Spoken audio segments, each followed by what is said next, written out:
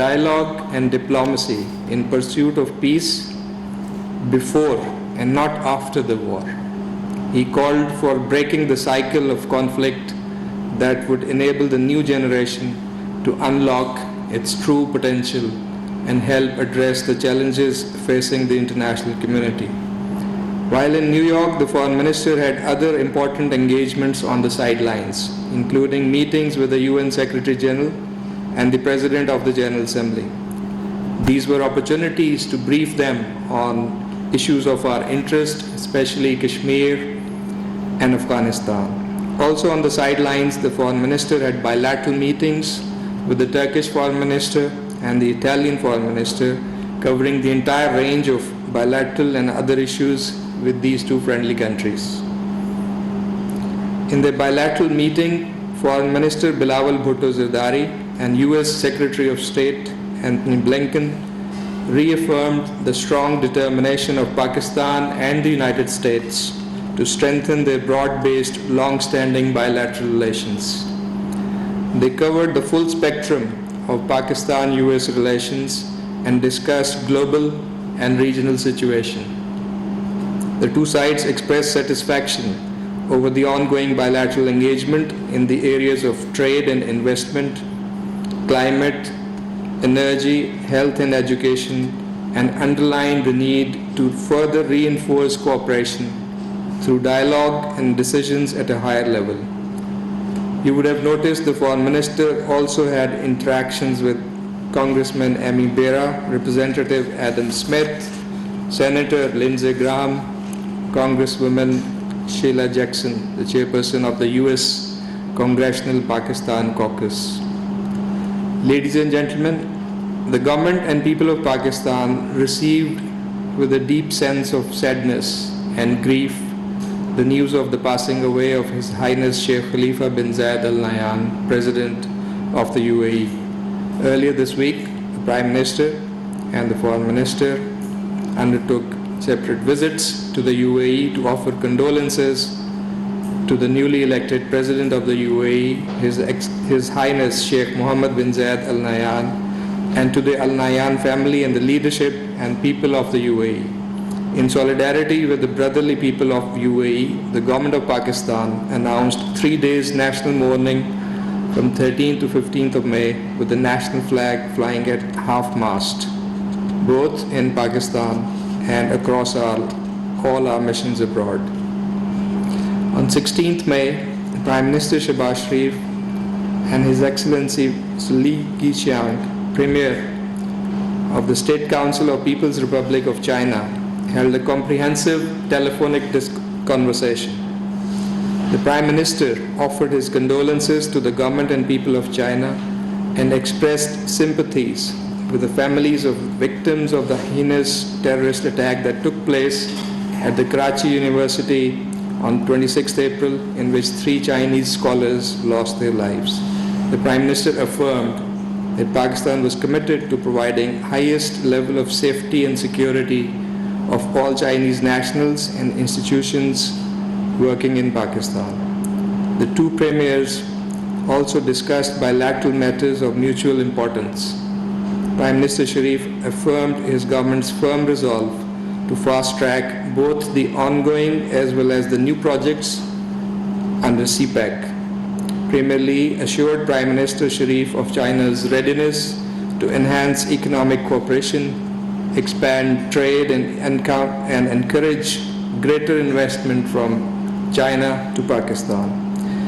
Yesterday, a delegation led by Mr. Chang Qiuping, China's External Security Commissioner, called on the Prime Minister. On 12th May, Foreign Minister Bilawal Bhutto Zardari held a telephone conversation with the OIC Secretary General, Mr. Hussain Brahim Taha, to apprise him of the latest situation in IIOJK in the wake of the report of the Delimitation Commission. Dismissing the report as another outrageous attempt by India at political gerrymandering, the Foreign Minister said that by redrawing electoral boundaries, blatantly favoring the Hindu-dominated constituencies, the so-called Delimitation Commission has validated the worst fears of the Kashmiri people that the BJP government in India sought to disempower and disenfranchise them by altering the demographic structure of IIOJK with a view to converting the Muslim majority into a minority. In this regard, Pakistan appreciates the strong condemnation by the Independent Permanent Human Rights Commission of OIC on 12th May and the deep concern raised by the General Secretariat of the OIC in its statement of 16th May on the Indian government's illegal exercise to redraw and delimit the electoral constituencies in IIOJK. The General Secretariat and the IPHRC termed it direct contravention and in violation of numerous OIC and UN Security Council resolutions as well as international human rights and humanitarian laws. Reaffirming the long-standing and principled position of the OIC on Jammu and Kashmir dispute, they also urged the international community, particularly the UN Security Council, to take immediate cognizance of the grave implications of such delimitation exercise. On 12th May, speaking at the second Global COVID-19 Summit, Foreign Minister Bilawal Bhutto Zardari underscored that an approach to deal with the pandemic must be grounded firmly in scientific evidence and logic. He emphasized that international cooperation and coordination were of fundamental importance to the success of efforts to tackle the pandemic. On 14th May, a solemn memorial service was held at the Ministry of Foreign Affairs to honor the lives and services of the victims of terrorist attack in Karachi University on 26th April. The memorial service was attended by the Foreign Minister, the Shajid Affairs of the People's Republic of China in Islamabad, senior Chinese officials, and Chinese nationals from all walks of life. Foreign Secretary Suhail Mahmood and officers of the Ministry of Foreign Affairs also attended the ceremony. On 12th May, US Shajid Affairs paid farewell call on the Foreign Minister. The Foreign Minister appreciated her services to promote Pakistan-US ties and wished her well in her future endeavors. On 13th May, the Swiss ambassador called on the Foreign Minister to congratulate him on assumption of office. The Foreign Minister applauded the ambassador for his efforts to deepen mutually beneficial bilateral relations. The Minister of State Hina Rabbani Kar received EU Special Envoy for Afghanistan on 13th of May. They shared perspectives and concerns on the latest situation in Afghanistan and emphasized the importance of international coordination to strengthen stability in Afghanistan.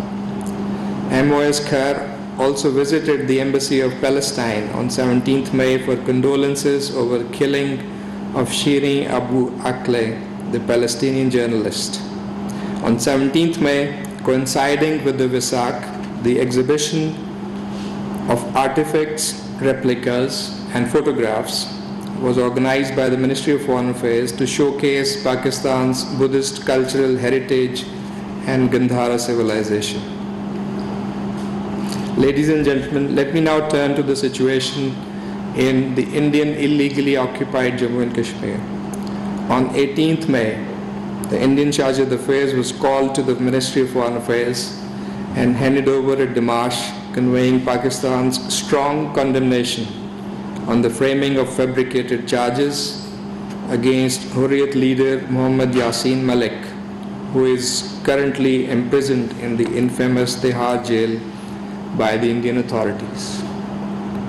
It is highly reprehensible that Mr. Malik has been convicted yesterday in a manifestly dubious and motivated case dating back to 2017.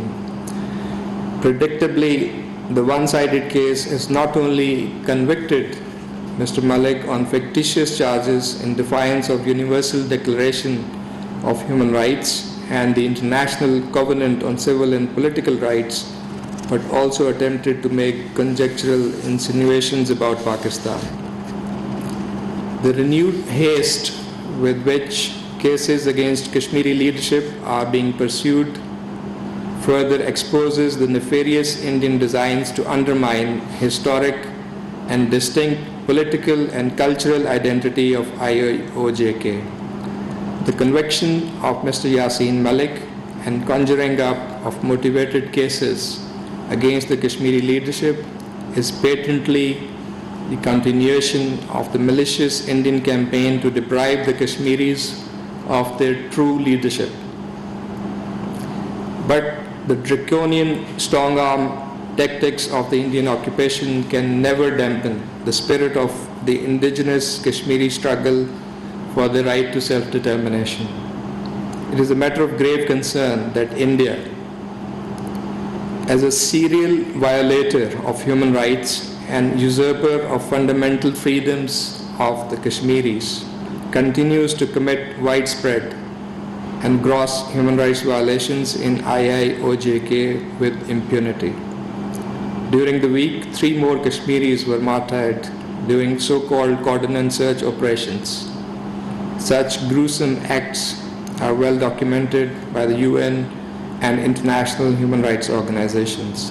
And on various occasions, including September last year, Pakistan has also presented to the UN and the international community evidence of war crimes and crimes against humanity being perpetrated by the Indian occupation forces in IIOJK. We strongly urge the members of the international community to hold India to account for its atrocities in IIOJK and to play their due role in enabling the Kashmiris to exercise the right to self-determination as pledged to them by the various Security Council resolutions.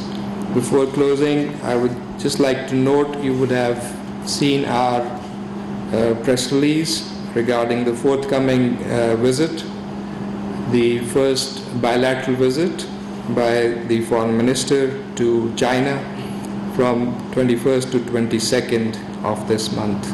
With this, I would like to close and I'm दफ्तर ख़ारजा की जानिब से press briefing दी जा रही थी जो इस रवां माह में जो दफ्तर ख़ारजा की जानिब से इक़दाम किए गए हैं और जो मुलाकातें की गई हैं, इस हवाले से उन्होंने बताया। और वज़ीर ख़ारजा बिलावल भुट्टो के दौरे के हवाले से उन्होंने बताया कि 2 रोज़ा ये दौरा था और 2 अहम मुलाकातें की हैं बिलावल भुट्टो ने अमरीका में, और ख़ास तौर पर जो कश्मीर का मसला है उसको भी उठाया है।